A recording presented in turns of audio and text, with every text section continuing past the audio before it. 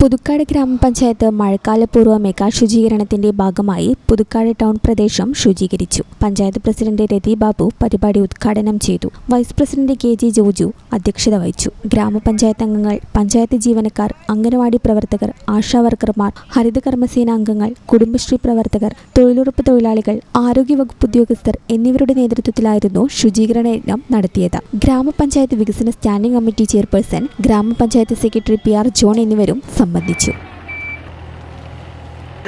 ആശാവർക്കർമാര്, health department, തൊഴിലുറപ്പ്, കുടുംബശ്രീ എല്ലാവരും ഒത്തുചേർന്നുകൊണ്ട് നമ്മള് പുതുക്കാട് ടൗൺ ഭാഗമായ പുതുക്കാട് 2ാം വാർഡിനെ ശുചീകരണ യജ്ഞത്തിന്റെ ഭാഗമായിട്ടുള്ള പരിപാടിയാണ് ഇവിടെ നടത്തുന്നത്.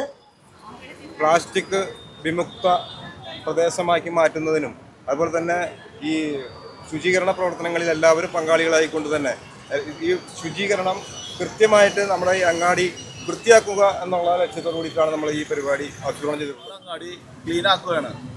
അതിലേക്ക് ഇപ്പോൾ എന്താ പറയുക, ഈ ശക്തി കണ്ടിട്ട് ഭയങ്കര സന്തോഷമുണ്ട്.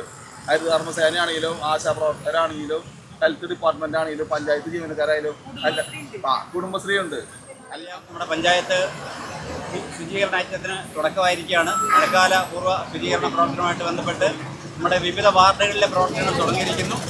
പഞ്ചായത്തിൻ്റെ മഴക്കാല പൂർവ്വ ശുചീകരണ പദ്ധതിയുടെ ഭാഗമായിട്ട് നമ്മൾ ഇവിടെ പുതുക്കാട് ടൗൺ 2ാം വാർഡിനെ കേന്ദ്രീകരിച്ച് ശുചീകരണ പ്രവർത്തികൾ നടത്താനുള്ള ഒരുക്കത്തിലാണ്.